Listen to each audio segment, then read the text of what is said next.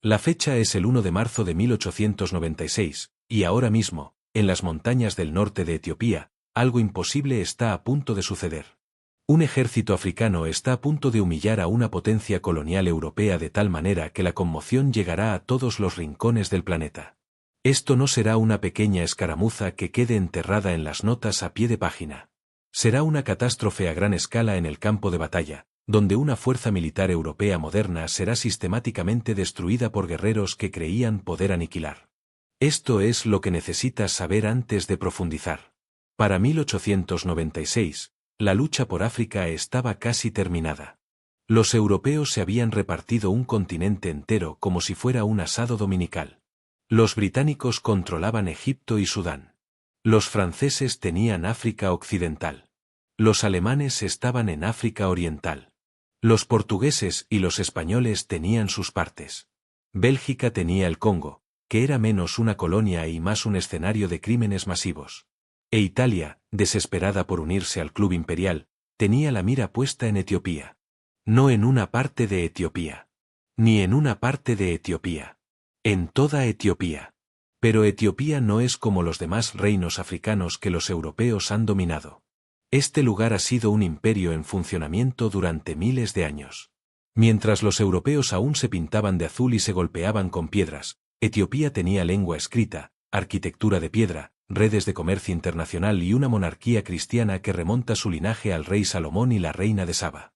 Cuando Roma se hundía en el caos y las invasiones bárbaras, Etiopía prosperaba. Esta es una civilización con profundidad, con infraestructura y con orgullo.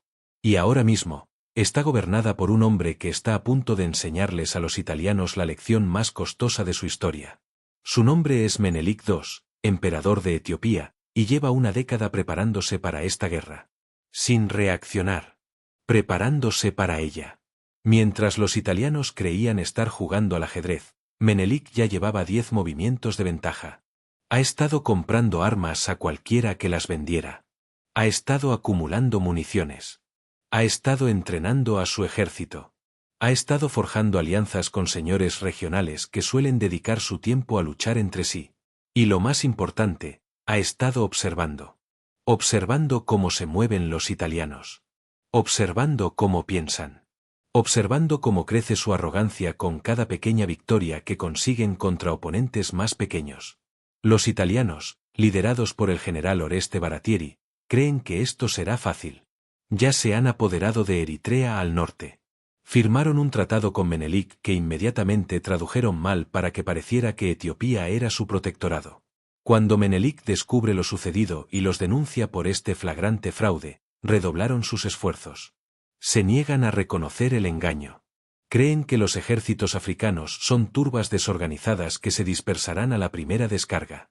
Creen que la disciplina y los fusiles europeos triunfarán. Creen que sus 100 años de victorias coloniales en África y Asia significan que esta está garantizada. Están a punto de aprender lo contrario de la forma más brutal posible. Retrocedamos y entendamos cómo llegamos aquí, porque esto no empezó con una batalla. Empezó con una mentira. En 1889, Italia y Etiopía firmaron el Tratado de Buchale. El tratado está escrito en 2 idiomas, italiano y amárico. En la versión italiana de este tratado, el artículo 17 establece que Etiopía debe gestionar todos sus asuntos exteriores a través de Italia, lo que convierte a Etiopía en un protectorado italiano. En la versión amárica que firmó Menelik, el mismo artículo dice que Etiopía puede utilizar a Italia para sus asuntos exteriores si así lo decide. No debe. Puede.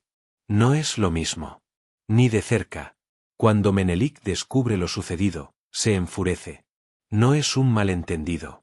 Es un fraude deliberado. Los italianos intentan reclamar la soberanía sobre Etiopía mediante un tratado falsificado. Les dice que se larguen. Se niegan. Empiezan a adentrarse en territorio etíope, construyendo fuertes, estableciendo puestos militares, reclamando territorio. Lo están poniendo a prueba. A ver si cede. A ver si es solo otro gobernante africano que cede ante la presión europea. Él no lo hará. Menelik declara nulo el tratado en febrero de 1893. Los italianos lo ignoran. Siguen presionando.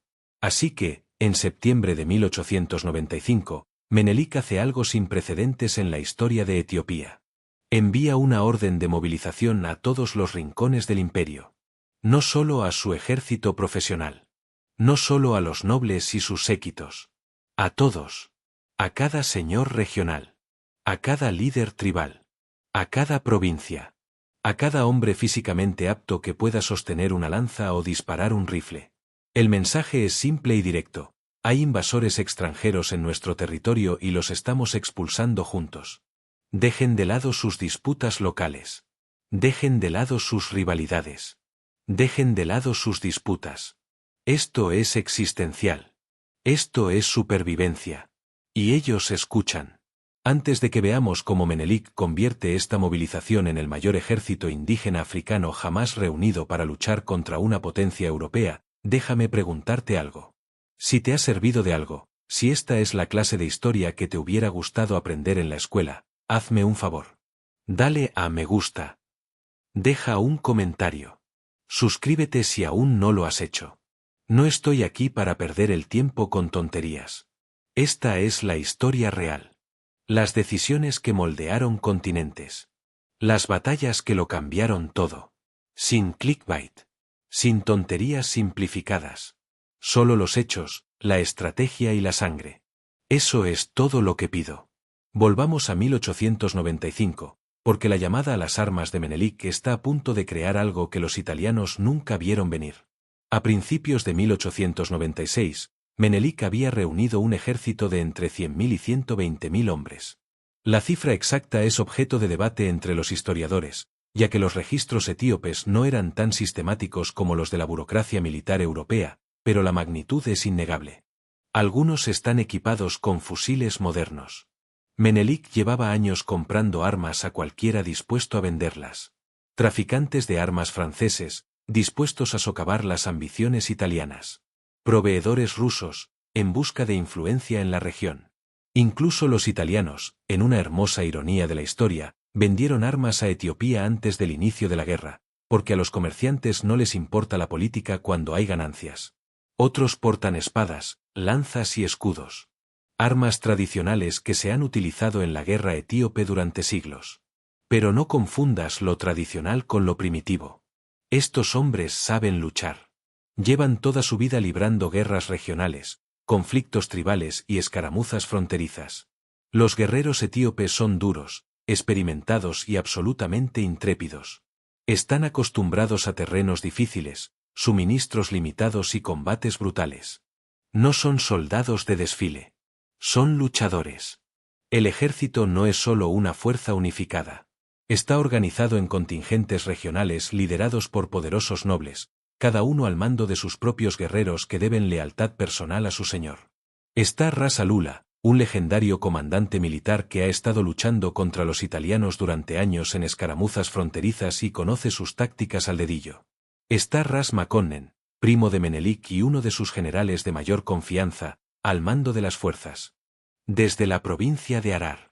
Está Ras Mengesa, gobernante de Tigray, que controla los territorios del norte más cercanos a la Eritrea italiana y tiene la mayor experiencia en la lucha contra los europeos. Y está la emperatriz Taitu Betul, esposa de Menelik, que no es solo una realeza ceremonial sentada en un palacio en algún lugar. Es una fuerza política, una pensadora estratégica y una comandante en el campo de batalla por derecho propio. Liderará tropas en Adva. Personalmente. Desde el frente. Este nivel de coordinación no tiene precedentes en la historia de Etiopía. Los señores regionales de Etiopía son conocidos por sus luchas entre sí. Constantes luchas de poder. Disputas fronterizas. Enemistades sangrientas que se remontan a generaciones. Venganzas personales. Competencia por el favor del emperador. Pero Menelik ha logrado convencerlos de que esta amenaza es diferente. Los italianos no están aquí para negociar acuerdos comerciales, establecer relaciones diplomáticas ni asegurar un puerto costero. Están aquí para conquistar. Para colonizar. Para borrar la soberanía etíope y convertir todo el imperio en posesión italiana. Todos los señores regionales entienden que si Menelik cae, ellos son los siguientes. El colonialismo italiano no negocia con nobles. Los reemplaza. Así que vienen. Traen a sus guerreros. Dejan de lado sus agravios. Por ahora, la logística para mover y alimentar a un ejército de este tamaño es abrumadora. Hablamos de 100.000 hombres que marchan por terreno montañoso, necesitando comida, agua, municiones, suministros médicos y refugio. La administración de Menelik organiza líneas de suministro que se extienden por todo el imperio. Las poblaciones locales se movilizan para proporcionar grano, ganado y animales de carga. Miles de mujeres siguen al ejército, cocinan, transportan provisiones, atienden a los heridos y mantienen la infraestructura que permite el funcionamiento del ejército. Esto no es solo una campaña militar. Es un esfuerzo nacional. Todo el imperio está movilizado para la guerra. El ejército italiano, mientras tanto, cuenta con un total de unos 17.700 hombres en la región. Unos 10.600 de ellos son soldados italianos. El resto son ascarís eritreos, tropas locales reclutadas, entrenadas y equipadas por los italianos. Cuentan con modernos fusiles Veterli, piezas de artillería Hotchkiss, ametralladoras y la confianza que les otorga décadas de aniquilar ejércitos africanos desde Argelia hasta Somalia. Pero están agotados. Las líneas de suministro que se extienden desde la costa a través de territorio hostil están peligrosamente limitadas. El gobierno italiano intenta librar una guerra colonial con un presupuesto limitado porque la economía italiana es débil y las guerras coloniales son caras, y se nota. Las raciones escasean. Los suministros médicos son inadecuados. La moral se resquebraja. Las enfermedades se propagan por los campos. Disentería. Malaria. Los hombres mueren incluso antes de entrar en combate. Y el general Baratieri sufre una enorme presión política desde Roma para que tome una decisión decisiva antes de que comience la temporada de lluvias en unas semanas, lo que imposibilita por completo la campaña. Baratieri es un oficial competente con experiencia en guerra colonial, pero se encuentra en una posición insalvable. Sabe que su ejército es superado en número al menos 5-1. Sabe que sus hombres están cansados, enfermos y desabastecidos. Sabe que los etíopes tienen la ventaja del terreno, el conocimiento local y las líneas de suministro que realmente funcionan. Pero Roma le grita que ataque. La prensa italiana lo llama cobarde. Los periódicos cuestionan su valentía y competencia. Los políticos exigen una victoria gloriosa para justificar el gasto de esta aventura colonial y salvar la reputación internacional de Italia. Y el tiempo avanza. Cada día que espera, su posición se debilita. Los etíopes se fortalecen. Cada día llegan más contingentes regionales. Su situación de suministro está mejorando, mientras que la suya se deteriora. Pero atacar a una fuerza 5 veces mayor que él es un suicidio. Está atrapado entre la realidad militar y la presión política.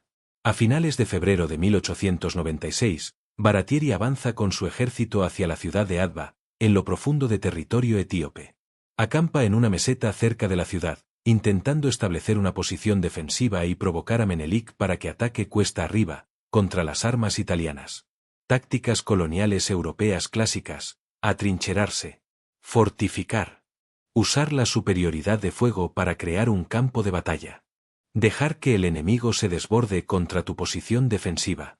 Esto funcionó en Rorke's Drift contra los zulúes. Funcionó en innumerables batallas coloniales por toda África. Los europeos toman posición. Los africanos cargan con lanzas. Los europeos los aniquilan con rifles y artillería. Victoria. Gloria. Conquista.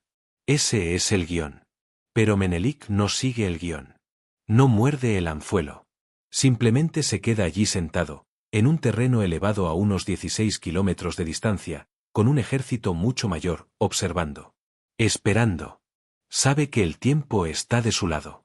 Los italianos se están quedando sin víveres. Su situación de abastecimiento es un desastre.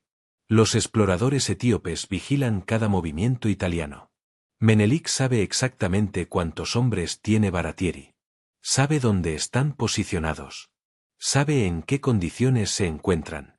Sabe que se debilitan cada día. Así que espera. La paciencia es un arma. A veces, la mejor jugada es no hacer nada y dejar que el enemigo se destruya a sí mismo. Baratieri está atascado. Si se retira, queda humillado. Su carrera ha terminado. Probablemente se enfrentará a un juicio militar por cobardía. Las ambiciones coloniales de Italia en África Oriental sufren un duro golpe. El gobierno podría caer. Si ataca cuesta arriba contra una fuerza 5 veces mayor con hombres exhaustos y hambrientos, está loco. Eso no es táctica. Es suicidio. Pero si se queda donde está, su ejército morirá de hambre y se desintegrará lentamente. Los soldados ya están desertando. Las enfermedades se propagan más rápido. No hay una buena opción. Toda elección conduce al desastre.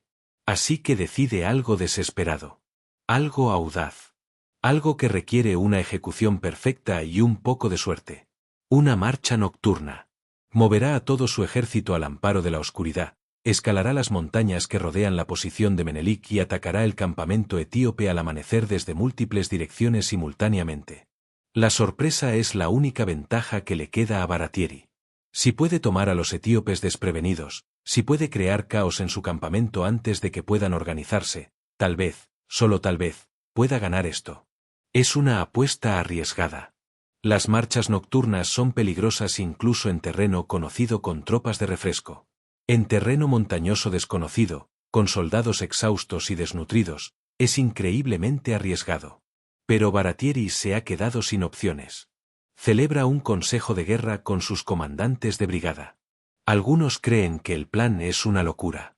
Otros creen que es su única oportunidad. Al final, acceden. Se moverán esta noche. Atacarán al amanecer. Es todo o nada. Es la noche del 29 de febrero, antes del 1 de marzo. El ejército italiano inicia su marcha nocturna.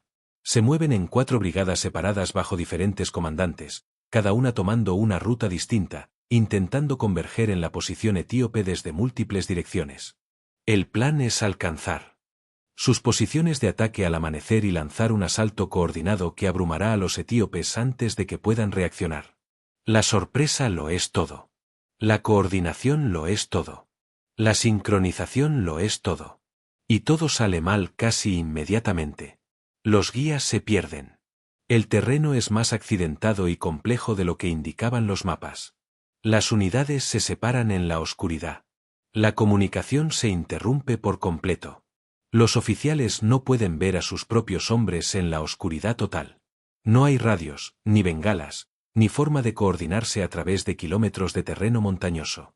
Solo órdenes susurradas en la oscuridad, el sonido de miles de botas sobre terreno rocoso y la esperanza de que todos lleguen al lugar correcto en el momento correcto. No es así. Para cuando el sol empieza a salir el 1 de marzo de 1896, las brigadas italianas están dispersas por la ladera de la montaña, a kilómetros de distancia, completamente desubicadas, incapaces de apoyarse mutuamente y totalmente visibles para los exploradores etíopes que las han estado vigilando toda la noche. La inteligencia etíope es excepcional. Guías locales, que conocen cada sendero, cada cresta, cada valle, han estado rastreando los movimientos italianos desde que dejaron el campamento. Corredores han regresado a toda velocidad al cuartel general de Menelik con actualizaciones constantes. Menelik sabe exactamente dónde está cada brigada italiana. Sabe que están separados. Sabe que son vulnerables. Sabe que ha llegado el momento perfecto para atacar. El factor sorpresa ha desaparecido. La coordinación está destrozada. Cada brigada italiana está ahora aislada, separada de las demás por kilómetros de terreno accidentado, sin poder comunicarse, sin poder apoyarse mutuamente. La apuesta de Baratieri ha fracasado incluso antes de disparar el primer tiro. Pero la batalla está a punto de comenzar de todos modos, y será una masacre. Menelik observa el desastre en tiempo real desde su puesto de mando y toma una decisión al instante. No espera a que los italianos se organicen. No les da tiempo a reagruparse, a determinar su ubicación ni a establecer comunicaciones. Ordena un ataque total inmediato. Suenan las bocinas en el campamento etíope. Los tambores marcan el ritmo de la guerra. Las fuerzas etíopes descienden de las montañas desde 3 direcciones como una avalancha, decenas de miles de guerreros moviéndose con determinación y coordinación, y comienza la batalla de Adva. La primera brigada italiana en ser atacada se encuentra en el flanco derecho, comandada por el general Vittorio da Bormida. Cuenta con unos 2.500 hombres, en su mayoría regulares italianos con algunos ascarís eritreos entre ellos. Cree que avanza por colinas desiertas, colocándose en posición para atacar lo que cree que es el flanco izquierdo de Menelik. Cree que tiene tiempo para organizarse antes de que comience el combate. Se equivoca catastróficamente. Miles de guerreros etíopes, liderados por Rasalula, uno de los comandantes más experimentados y agresivos de Menelik, embisten su posición como un martillo. Las tropas de Davormida intentan desesperadamente formar líneas defensivas, pero se encuentran en terreno accidentado, sin visibilidad, sin campos de tiro despejados, rodeados de rocas y barrancos que ofrecen una cobertura perfecta para los atacantes. Los fusileros etíopes disparan desde posiciones elevadas, eliminando a oficiales y suboficiales italianos con precisión experta. La caballería etíope rodea ambos flancos, moviéndose con rapidez, tras las posiciones italianas para cortar cualquier retirada. Davormida se da cuenta en cuestión de minutos de que ha quedado aislado del resto del ejército. Está solo. Rodeado. Superado en número 10-1. Y los etíopes vienen de todas direcciones. Sus hombres luchan desesperadamente. ¿Qué otra cosa pueden hacer? Forman estrechos cuadros defensivos y disparan con fusilería contra las masas de guerreros etíopes que cargan hacia ellos. Son disciplinados. Están bien entrenados. El poder de fuego italiano es devastador al principio. Los etíopes caen por docenas, por cientos. Pero siguen llegando. Por cada etíope que cae, 3 más ocupan su lugar. La matemática es simple y brutal. Davormida tiene 2.500 hombres. Se enfrenta a 25.000 o más. Puede matar a 10 etíopes por cada italiano y aún así perderá. No es cuestión de si pierde o no. Es cuestión de cuánto tiempo podrá resistir. Las tácticas etíopes son sofisticadas. Las unidades no se lanzan sin pensar al fuego de fusil y mueren. Usan el terreno como cobertura. Avanzan en oleadas coordinadas, un grupo proporciona fuego de cobertura mientras otro avanza. Los comandantes etíopes utilizan las señales tradicionales de cuerno y tambor para coordinar los movimientos en el campo de batalla, y sus guerreros responden al instante.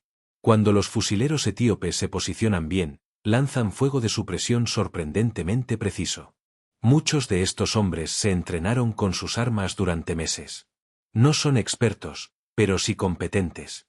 Y cuando los guerreros etíopes armados con espadas y lanzas se enfrentan a un combate cuerpo a cuerpo, las bayonetas italianas y la disciplina no sirven de mucho contra hombres que han luchado con armas blancas toda su vida y no temen a la muerte. La munición de Davormida empieza a escasear. Sus hombres disparan a toda velocidad, pero no pueden mantener ese ritmo indefinidamente. Los oficiales son abatidos por francotiradores etíopes que los han identificado por sus uniformes y los tienen en la mira. Los hombres entran en pánico al darse cuenta de que no llega ayuda, ni refuerzos, ni salida. Algunos intentan retirarse. No hay a dónde ir. La caballería etíope los abate mientras corren. Otros intentan rendirse, dejando caer sus fusiles y levantando las manos. Algunos son hechos prisioneros, desarmados y arrastrados. Otros no tienen tanta suerte y mueren en el acto, en medio del caos y la furia de la batalla. La lucha es salvaje, brutal y absolutamente despiadada. Combate cuerpo a cuerpo. Salvaje cuerpo a cuerpo. Hombres forcejeando en el suelo. Bayonetas y espadas. Gritos. Polvo. Sangre. El general Davormida muere en el combate, abatido mientras intentaba reunir a sus hombres para una última resistencia. Toda su brigada es aniquilada en cuestión de horas. No derrotada. No derrotada ni dispersa. Aniquilada. Borrada de la existencia. A media mañana, casi no quedan supervivientes del mando de Davormida. Una brigada italiana entera ha dejado de existir. La columna central, al mando del general Giuseppe Albertone, no corre mejor suerte. Cuenta con unos 4.000 hombres, incluyendo un gran número de ascarís eritreos, excelentes soldados, pero que enseguida se dan cuenta de que están en el bando equivocado. Avanzaron hacia lo que parecía un valle, intentando unirse a las otras brigadas, e inmediatamente fueron atacados con fiereza por las fuerzas etíopes bajo el mando directo de la emperatriz Taitu Betul. Ella no estaba sentada en una tienda a kilómetros de las líneas dando órdenes a través de mensajeros. Estaba en el campo de batalla, a caballo, visible para sus tropas, dirigiendo el ataque, reuniendo a los guerreros y coordinando movimientos con otros comandantes etíopes. Los guerreros etíopes la vieron y lucharon con más ahínco. Ella era su emperatriz. Los guiaba en la batalla. Morirían antes que decepcionarla. Albertone intenta desesperadamente mantener su posición, formando líneas defensivas y devolviendo el fuego, pero los etíopes siguen avanzando. Oleada tras oleada. Sus hombres disparan tan rápido como pueden recargar, trabajando sus rifles hasta que los cañones están demasiado calientes para tocarlos, pero por cada etíope que cae, 3 más ocupan su lugar. La disparidad numérica es abrumadora. Albertone tiene 4.000 hombres. Se enfrenta a 30.000 o más. Ninguna disciplina ni potencia de fuego puede superar esas adversidades. La artillería italiana intenta abrirse paso, las tripulaciones trabajan frenéticamente para poner sus cañones en acción, pero no pueden bajar los cañones lo suficiente como para alcanzar objetivos a corta distancia. Los etíopes están demasiado cerca, se mueven demasiado rápido, y los artilleros están siendo aniquilados por el fuego de los rifles antes de que puedan disparar. Cuando la caballería etíope carga, se desata el caos absoluto. Miles de caballos y jinetes se abren paso a través de las líneas defensivas como un maremoto. Los sables de la caballería brillan bajo el sol matutino. Los caballos pisotean a los hombres. El combate cuerpo a cuerpo se extiende por todo el campo de batalla.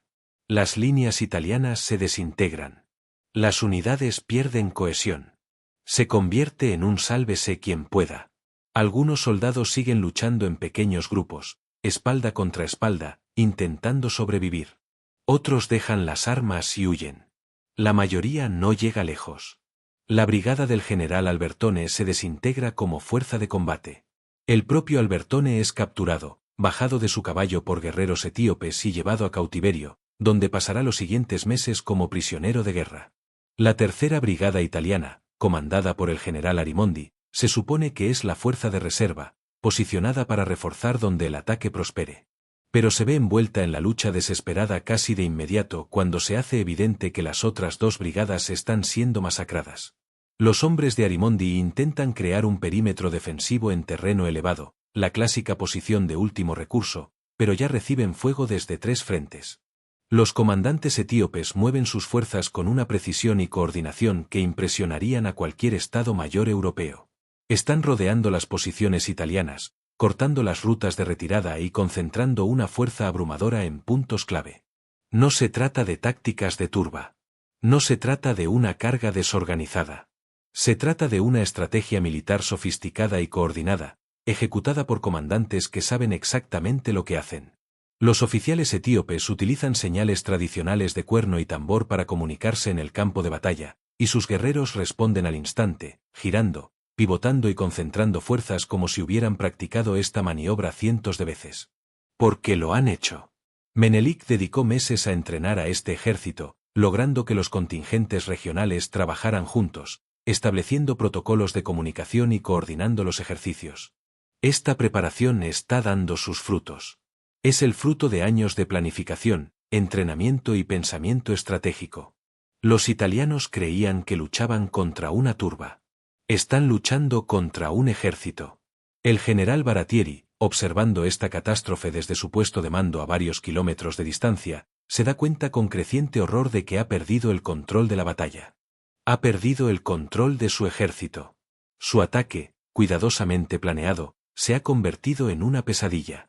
Sus brigadas están dispersas por kilómetros de laderas, aisladas unas de otras, siendo superadas poco a poco. Intenta organizar una retirada, enviando mensajeros al galope en todas direcciones con órdenes de retirarse a posiciones defendibles, pero no hay a dónde retirarse. Las fuerzas etíopes han cortado los caminos.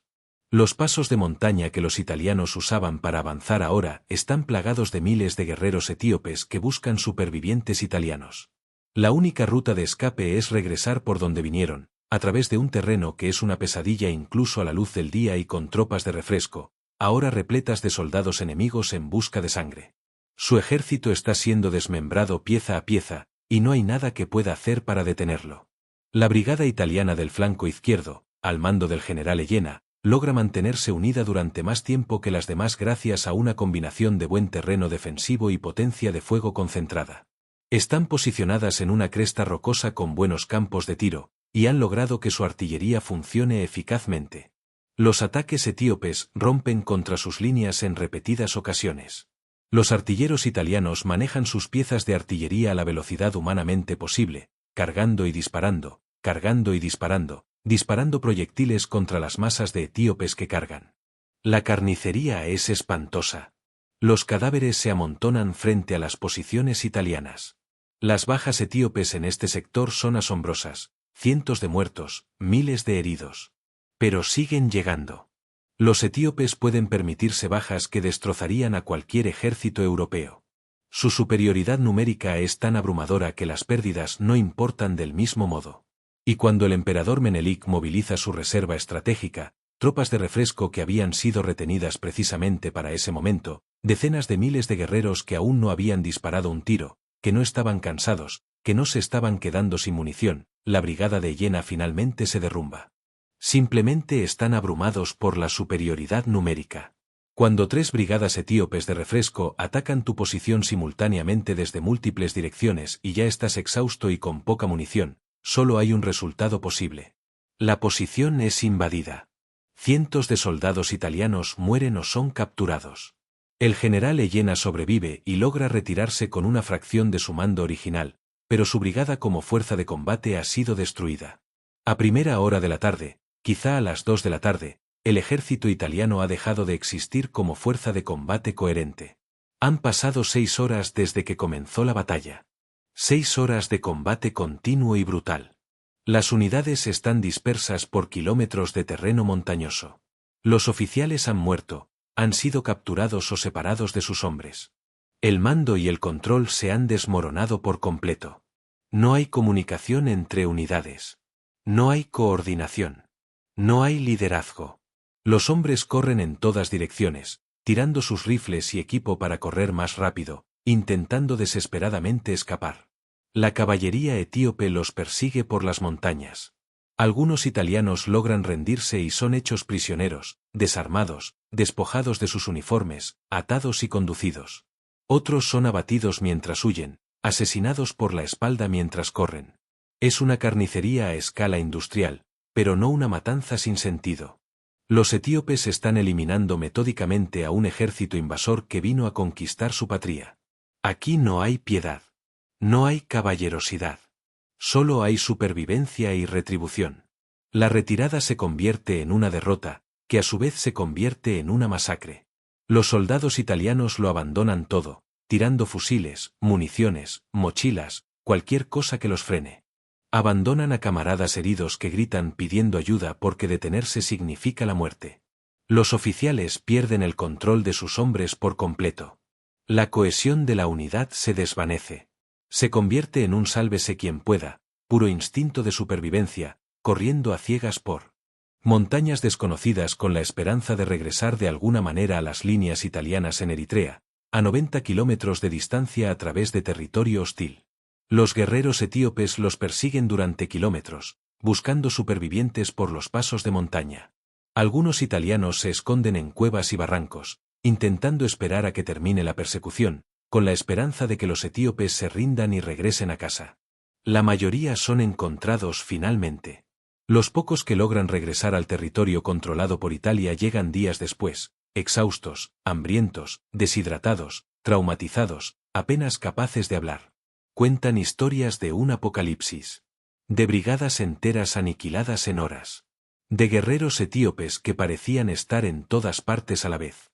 De una batalla que salió catastróficamente mal desde el primer minuto y nunca mejoró. Las cifras de bajas, una vez calculadas, son absolutamente asombrosas. De los aproximadamente 17.700 soldados italianos y eritreos que marcharon hacia Adwa, aproximadamente 7.000 murieron en combate. Otros 1.500 resultaron heridos, muchos de los cuales fallecerán a causa de sus heridas en los días siguientes debido a la inexistencia de atención médica. Alrededor de 3.000 fueron capturados, incluyendo cientos de oficiales. Esto representa una tasa de bajas cercana al 70%. Solo alrededor del 30% del ejército italiano logró escapar. Brigadas enteras fueron aniquiladas. 4 de cada 5 comandantes de brigada murieron o fueron capturados. El ejército italiano en África Oriental ha sido destruido como fuerza de combate eficaz. Tardará meses en reconstituirse, y para entonces la situación política habrá cambiado por completo. El general Baratieri sobrevive a la batalla, huyendo del campo de batalla con los restos destrozados de su mando, un hombre destrozado al frente de soldados destrozados. Su carrera ha terminado. Su reputación está destruida. Será sometido a un consejo de guerra a su regreso a Italia, aunque finalmente será absuelto tras un largo juicio en el que argumentará con éxito que seguía órdenes de Roma y que el desastre fue el resultado inevitable de la presión política que lo obligó a atacar antes de estar listo. Pero su carrera militar ha terminado. La historia lo recordará como el hombre que perdió un ejército entero a manos de los africanos. Las bajas etíopes son mucho más difíciles de determinar con precisión porque el registro etíope no era tan sistemático ni burocrático como el de la administración militar europea, y las distintas fuentes etíopes ofrecen cifras muy dispares. Estimaciones conservadoras de historiadores que han estudiado la batalla sitúan las muertes etíopes entre 4.000 y 7.000, además de otros 10.000 heridos. Estas son pérdidas cuantiosas en términos absolutos. Los etíopes sufrieron una gran pérdida por esta victoria. En cifras brutas, podrían haber perdido tantos o incluso más hombres que los italianos. Pero en términos relativos, el panorama es completamente diferente. Los italianos perdieron el 70% de su ejército. Los etíopes perdieron quizás el 10%, quizás menos. Cuando se gana decisivamente, cuando se alcanzan los objetivos estratégicos, las pérdidas cuantiosas son el precio de la victoria y se pueden absorber porque el ejército sigue existiendo y funcionando. Cuando se sufre una aniquilación, cuando el ejército está disperso y destruido, las pérdidas son catastróficas e irreemplazables. La noticia de la batalla de Adwa llega a Europa durante las semanas siguientes, transmitida por telégrafos y barcos de vapor, y es un terremoto. Al principio, los italianos intentaron controlar la narrativa. Comunicados oficiales vagos. Notas de prensa cuidadosamente redactadas sobre una retirada táctica. Lenguaje depurado, diseñado para ocultar la magnitud del desastre. Pero no se puede desmentir la muerte de 7.000 soldados. No se puede ocultar la pérdida de todo un ejército. Los supervivientes empiezan a llegar a Italia con la verdad. Soldados heridos en hospitales cuentan a los periodistas lo que realmente ocurrió. Un ejército europeo entero destruido por africanos. No emboscado por salvajes en la selva. No sorprendido en terreno desconocido. Derrotado en batalla campal abierta gracias a tácticas superiores, estrategia superior, coordinación superior y un número abrumador empleado con inteligencia. Las suposiciones racistas que sustentaban todo el proyecto imperial europeo acaban de recibir un mazazo en la cara. Si los africanos pueden hacer esto, si pueden organizar ejércitos de 100.000 hombres, si pueden coordinar operaciones militares complejas, si pueden derrotar a las fuerzas europeas modernas en batalla abierta, ¿qué dice eso sobre la superioridad racial europea? ¿Qué dice eso sobre la misión civilizadora? ¿Qué dice eso sobre la inevitabilidad del dominio europeo? La disonancia cognitiva es enorme. Los periódicos europeos luchan por explicar cómo pudo haber sucedido esto. Algunos culpan a la incompetencia de Baratieri. Otros culpan a la debilidad militar italiana. Algunos afirman que los etíopes tenían ventajas injustas, como superioridad numérica y conocimiento del terreno, como si la guerra alguna vez hubiera sido justa. Pero el hecho básico sigue siendo innegable. Los africanos derrotaron a los europeos. De manera contundente. Decisiva. El público italiano está indignado, pero no principalmente con Etiopía. Están indignados con su propio gobierno.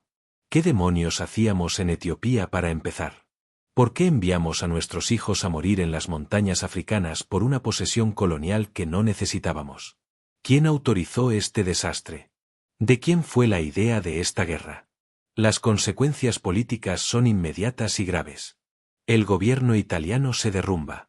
El primer ministro Francesco Crispi, quien impulsó agresivamente la guerra, quien ignoró las señales de advertencia de que la campaña iba mal, quien presionó a Baratieri para que atacara a pesar de las condiciones desfavorables, dimite en completa desgracia. Su carrera política ha terminado. Es reemplazado por un nuevo gobierno bajo el mando de Antonio Di Rudini, que inicia de inmediato las negociaciones de paz. Italia, la aspirante a conquistadora, llega implorando condiciones. En el Tratado de Adís Abeba, firmado en octubre de 1896, Italia reconoce formalmente la independencia absoluta y completa de Etiopía. Renuncia a cualquier pretensión de protectorado. Reconoce que el Tratado de Buchale se basó en una traducción errónea y es nulo. Se retira completamente del territorio etíope ocupado. Paga reparaciones a Etiopía. Libera a todos los prisioneros de guerra. Etiopía sigue siendo la única nación africana, aparte de Liberia, que nunca fue colonizada porque fue fundada por esclavos estadounidenses liberados, que evitó por completo la colonización durante la lucha por África. Y esto se debe enteramente a esta batalla. Una victoria decisiva aseguró la soberanía etíope durante las siguientes 4 décadas. Pero el impacto de Adwa va mucho más allá de las fronteras de Etiopía y de sus consecuencias políticas inmediatas. Esta batalla se convierte en un símbolo que resuena en todo el mundo colonizado. En toda África, los pueblos colonizados se enteran de lo ocurrido en Adwa y se llenan de esperanza. Quizás la dominación europea no sea inevitable. Quizás la resistencia sea posible. Quizás podamos contraatacar. En el Caribe, las comunidades de la diáspora africana celebran la victoria etíope en iglesias y ayuntamientos.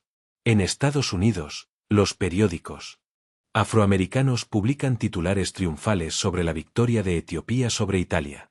Activistas e intelectuales afroamericanos como W. B. Du Bois señalan a Adwa como prueba definitiva de la capacidad, la dignidad y el potencial africanos. La batalla se convierte en un punto de encuentro para el panafricanismo, el movimiento político e intelectual que defiende que las personas de ascendencia africana de todo el mundo comparten intereses comunes y deben apoyar sus luchas de liberación. Etiopía se convierte en un poderoso símbolo de la independencia negra y la resistencia al colonialismo. El hecho de que una nación africana no solo sobreviviera a la colonización europea, sino que derrotara a un ejército europeo en batalla, se vuelve fundamental para la ideología panafricana. Cuando Marcus Garvey, líder político y activista jamaicano, habla del orgullo africano y la necesidad de la autodeterminación negra, invoca constantemente a Etiopía como prueba de que las personas negras pueden autogobernarse y defender su soberanía. Cuando el rastafarianismo se desarrolla en Jamaica en la década de 1930, Etiopía ocupa un lugar central en esta teología. Haile Selassie, emperador de Etiopía de 1930 a 1974, se convierte en una figura mesiánica en la creencia rastafari, en parte porque gobierna la nación que derrotó a los colonizadores europeos en Adwa. El impacto psicológico y simbólico de esta batalla es verdaderamente inconmensurable. Cambió radicalmente la percepción que los africanos y las personas de ascendencia africana tenían de sí mismos y de su lugar en el mundo. Tras la batalla, los prisioneros de guerra italianos se enfrentaron a una realidad sombría y brutal. La ley y las costumbres etíopes, en particular para tratar con los invasores, permitían la mutilación de los soldados enemigos capturados. A muchos prisioneros italianos, especialmente oficiales y aquellos identificados por haber cometido atrocidades contra civiles etíopes durante la campaña, se les amputó la mano derecha y el pie izquierdo. Esto se hizo de forma sistemática y deliberada, como castigo y disuasión. Es brutal desde cualquier punto de vista, y los periódicos europeos se aferraron a estas historias con horror e indignación, publicando descripciones gráficas e ilustraciones de soldados italianos mutilados como prueba del salvajismo y la barbarie africanos. Estas historias reforzaron los estereotipos racistas incluso mientras los europeos intentaban procesar su impactante derrota militar. Pero esto no era crueldad aleatoria ni violencia sádica por sí misma. Era una disuasión calculada y deliberada con un claro propósito estratégico. El mensaje que Menelik enviaba a Italia y a todas las demás potencias europeas era clarísimo: si invaden nuestra tierra, si intentan conquistarnos, si declaran la guerra a Etiopía, esto es lo que ocurrirá. Los derrotaremos en el campo de batalla, y si los capturamos, llevarán las cicatrices físicas de su derrota para el resto de sus vidas. Los etíopes querían asegurarse por completo de que Italia nunca volviera a intentarlo.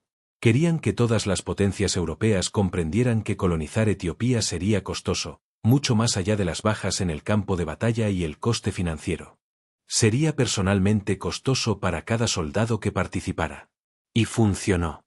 Italia no regresó a Etiopía hasta 1935, casi 40 años después, y solo bajo el régimen fascista de Benito Mussolini con tanques, aviones y gas venenoso. El emperador Menelik II gobernó Etiopía hasta su muerte en 1913, aunque su salud se deterioró significativamente en sus últimos años y el poder efectivo pasó a manos de los regentes, finalmente, a su sucesor. Su legado es profundamente complejo y contiene profundas contradicciones. Por un lado, es un héroe nacional indiscutible por derrotar a Italia y preservar la independencia etíope cuando todas las demás naciones africanas caían ante la colonización europea. Hoy en día, hay estatuas de Menelik por toda Etiopía. Se le celebra en canciones, en los libros de historia, en la memoria nacional y en la mitología. La batalla de Adwa es una fiesta nacional, y el 1 de marzo es el Día de la Victoria, un día de enorme orgullo y celebración. Pero Menelik también conquistó y anexó regiones y grupos étnicos vecinos, expandiendo el imperio etíope hacia el sur y el este a expensas de otros pueblos africanos. El pueblo oromo, el grupo étnico más numeroso de la Etiopía moderna, fue sometido a una brutal conquista militar y a la incorporación forzosa al imperio de Menelik durante su reinado. Sus tierras fueron confiscadas. Su autonomía fue aplastada. Sus líderes fueron asesinados o cooptados. La Etiopía de Menelik era un imperio, y los imperios se expanden mediante la fuerza y la violencia. Se le celebra como un héroe del anticolonialismo, al tiempo que actuaba él mismo como colonizador dentro de África. Su reinado fue autoritario y centralizó el poder en la monarquía a expensas de la autonomía regional. Mantuvo un sistema feudal que mantuvo a la gran mayoría de los etíopes en la pobreza extrema, mientras una pequeña clase noble controlaba la tierra, la riqueza y el poder político. La historia es así de confusa y compleja. Los héroes no son limpios. El mismo hombre que preservó la soberanía etíope contra el imperialismo europeo también la expandió mediante la conquista de otros africanos. El mismo emperador que unificó la nación contra la invasión extranjera mantuvo jerarquías brutales y explotadoras dentro de ella. Menelik puede ser simultáneamente un símbolo de la resistencia africana al colonialismo y un símbolo de la opresión interna y la expansión imperial. Estas contradicciones coexisten en la misma figura histórica. Reconocer la complejidad y la contradicción es importante. La hagiografía no sirve a nadie. Tampoco lo hace la condena simplista. Las figuras históricas contienen multitud. Pero el 1 de marzo de 1896, ninguna de esas ambigüedades morales importa. Ese día, en esas montañas, Menelik y su ejército hicieron algo verdaderamente extraordinario que cambió el curso de la historia. Derrotaron a una potencia europea en una batalla abierta y convencional, obligando al mundo entero a tomar nota y reconsiderar sus suposiciones. Demostraron que los ejércitos africanos podían coordinar operaciones militares sofisticadas con decenas de miles de soldados. Demostraron que los generales africanos podían ser más astutos y maniobrables que los comandantes europeos. Demostraron que la tecnología y la disciplina europeas no eran automáticamente superiores a la superioridad numérica, motivada e inteligente de los africanos. Destruyeron el mito de la invencibilidad militar europea que sustentaba todo el proyecto colonial. Aseguraron la independencia de su nación cuando todas las demás naciones africanas caían. Eso importa. Eso cambió el mundo. Adwa se convirtió en un grito de guerra que resonó durante generaciones. Cuando los africanos y los pueblos colonizados de todo el mundo buscaban pruebas históricas de que la resistencia al colonialismo era posible, de que la lucha podía tener éxito, señalaban a Etiopía y a Adwa. Cuando los panafricanistas se reunían en conferencias en Londres, París y Nueva York para debatir sobre la liberación y la independencia, invocaban a Adwa como prueba de que los pueblos africanos podían derrotar a las potencias europeas. Cuando los movimientos anticoloniales cobraron impulso en África y Asia durante el siglo XX, se inspiraron directamente en el hecho de que los africanos habían derrotado a los europeos en batalla y habían conseguido su independencia mediante la fuerza militar. El impacto psicológico y político de esa victoria resonó a lo largo de continentes y décadas. Cuando los italianos regresaron en 1935 bajo el régimen fascista de Mussolini, los etíopes recordaron 1896 y lucharon con todas sus fuerzas. Perdieron esa segunda guerra porque Mussolini no tuvo ningún reparo moral ni legal en usar armas químicas, en concreto gas mostaza, lanzado desde aviones contra soldados y civiles por igual, en flagrante violación del derecho internacional. Los soldados etíopes armados con fusiles no pudieron derribar los bombarderos italianos. La Sociedad de Naciones condenó el uso de armas químicas por parte de Italia, pero no hizo absolutamente nada para detenerlo. Etiopía fue conquistada, ocupada y brutalizada. La ocupación italiana de 1936 a 1941 fue horrorosa, marcada por masacres, represión y violencia sistemática contra la población civil. Pero la resistencia etíope nunca cesó. Los guerrilleros continuaron la lucha armada durante toda la ocupación, lo que hizo que el control italiano del campo, en el mejor de los casos, fuera frágil. Y cuando la Segunda Guerra Mundial se volvió decisivamente contra Italia tras sus derrotas en el norte de África, cuando las fuerzas británicas invadieron Etiopía desde Sudán y Kenia en 1941, la resistencia etíope se alzó por todo el país y ayudó a expulsar a los italianos. El emperador Haile Selassie, quien había estado exiliado en Gran Bretaña, regresó triunfante a Adís Abeba. Etiopía recuperó su independencia. Sobrevivió. De nuevo. El espíritu de Adwa perduró. La batalla de Adwa es objetivamente uno de los enfrentamientos militares más significativos y trascendentales de la historia africana, y sin embargo, apenas se menciona en los sistemas educativos occidentales. Con mucha suerte, podrías encontrar un solo párrafo en un libro de texto de historia mundial. Quizás una nota a pie de página. Más a menudo, nada en absoluto. Silencio absoluto. No es un accidente ni un descuido. Es una elección deliberada. Es una decisión de los diseñadores curriculares y editores de libros de texto de restar importancia y minimizar un evento que contradice fundamentalmente la narrativa del inevitable dominio europeo y la incapacidad africana que aún define la forma en que se enseña la historia en las escuelas occidentales. Es más fácil y cómodo enseñar el colonialismo como algo inevitable, como el resultado natural de la superioridad tecnológica y cultural europea, que explicar en detalle cómo un ejército africano destruyó a un ejército europeo mediante una estrategia, preparación y liderazgo superiores. Así que Adwa queda enterrada, olvidada, borrada. Pero los hechos no se preocupan por narrativas cómodas ni preferencias ideológicas. Un ejército africano destruyó a un ejército europeo. Eso sucedió. Está documentado. 7.000 soldados italianos murieron en las montañas del norte de Etiopía. 3.000 más fueron capturados. Todo un ejército italiano dejó de existir como fuerza de combate. Las ambiciones coloniales de Italia en África Oriental quedaron destrozadas para siempre. El gobierno italiano colapsó.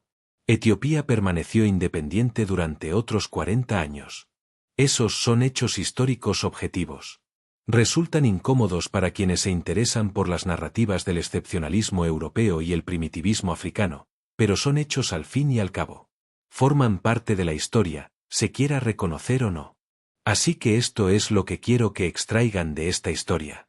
La historia no se trata solo de quien tenía el imperio más grande, la tecnología más avanzada o la armada más poderosa. Se trata fundamentalmente de decisiones. Decisiones individuales y colectivas tomadas por seres humanos bajo extrema presión que tienen consecuencias enormes. Menelik decidió prepararse para la guerra años antes de que comenzara, cuando todos le decían que simplemente negociara y llegara a acuerdos. Decidió unificar su imperio fragmentado cuando la fragmentación y la guerra civil habrían sido más fáciles.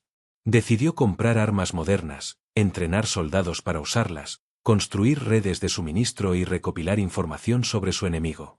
Decidió luchar en sus propios términos, en su territorio, en el momento que él eligiera, con una superioridad numérica abrumadora desplegada inteligentemente. Esas fueron decisiones. Decisiones activas e intencionales tomadas por un líder que comprendió lo que estaba en juego y se negó a aceptar la derrota. Baratieri decidió arriesgarlo todo en una marcha nocturna desesperada en lugar de llevar a cabo una retirada estratégica que habría salvado a la mayor parte de su ejército. Decidió confiar en suposiciones racistas sobre la inferioridad militar africana en lugar de evaluar objetivamente las capacidades de su enemigo. Decidió dividir sus fuerzas en un terreno desconocido sin un reconocimiento adecuado ni una planificación de contingencia. Decidió dejar que la presión política de Roma prevaleciera sobre su criterio militar sobre lo que era tácticamente posible. Esas también fueron decisiones. Y llevaron directamente a la aniquilación de su ejército y a la muerte de 7.000 hombres. Ambos hombres tomaron decisiones. Uno condujo a su nación a la victoria y aseguró su independencia. El otro condujo a su ejército a la masacre y destruyó su propia carrera. La diferencia no fue el destino ni la suerte ni la intervención divina. La diferencia ni siquiera fue la tecnología, aunque ésta importaba. La diferencia fue la preparación, la inteligencia, el terreno y la disposición a pensar estratégicamente en lugar de asumir la victoria. Menelik comprendía el campo de batalla en todas sus dimensiones, geográfica, logística, psicológica y política. Baratieri no. Esa es la historia completa en una sola frase. Y el terreno importaba enormemente. La red de inteligencia importaba. La logística importaba. La moral y la motivación importaban. Los italianos perdieron porque subestimaron sistemáticamente todos estos factores. Creyeron que los rifles y la artillería modernos superarían automáticamente cualquier desventaja numérica o territorial. Creyeron que la disciplina militar europea vencería al entusiasmo y la valentía africanos. Creyeron que su siglo de victorias coloniales en África significaba que ésta estaba garantizada. Se equivocaron catastróficamente en cada aspecto. Los etíopes ganaron porque comprendieron profundamente que la guerra no se trata solo de tecnología o potencia de fuego.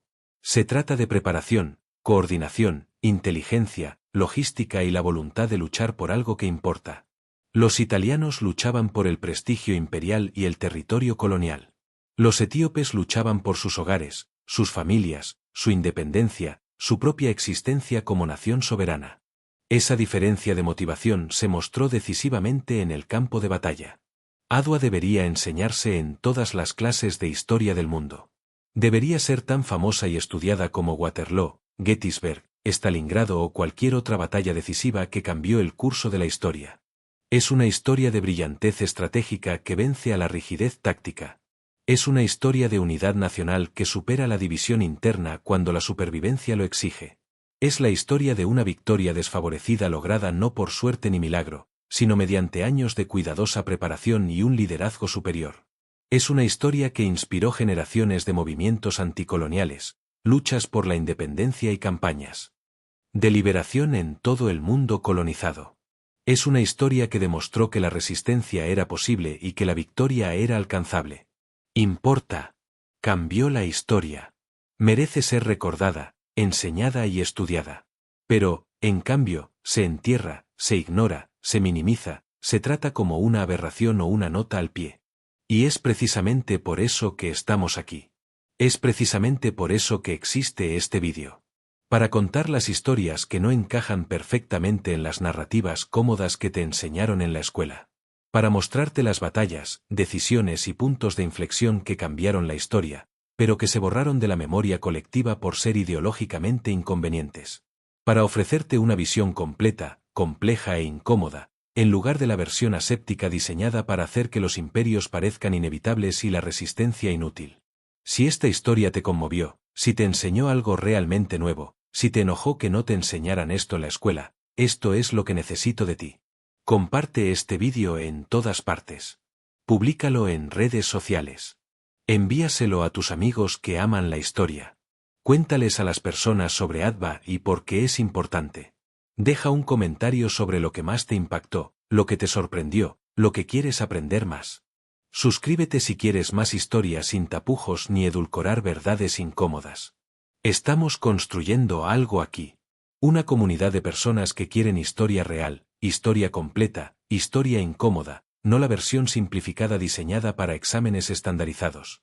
Y cada me gusta, cada comentario, cada vez que se comparte, nos ayuda a llegar a más personas que necesitan escuchar estas historias.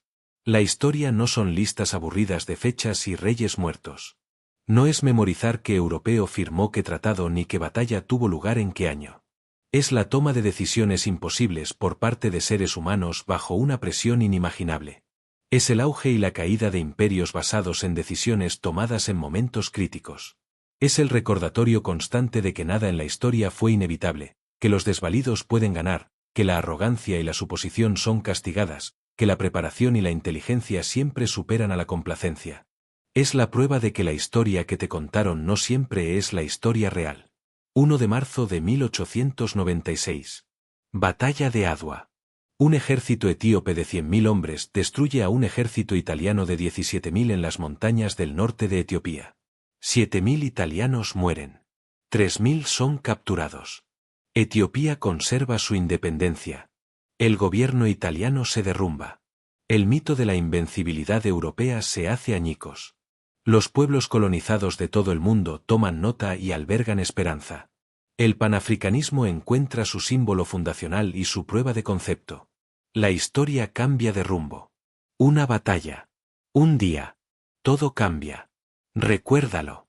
Recuerda, Adva. Recuerda que la resistencia es posible. Recuerda que los desvalidos pueden ganar. Recuerda que los poderosos pueden ser derrotados. Recuerda que nada es inevitable. Recuerda.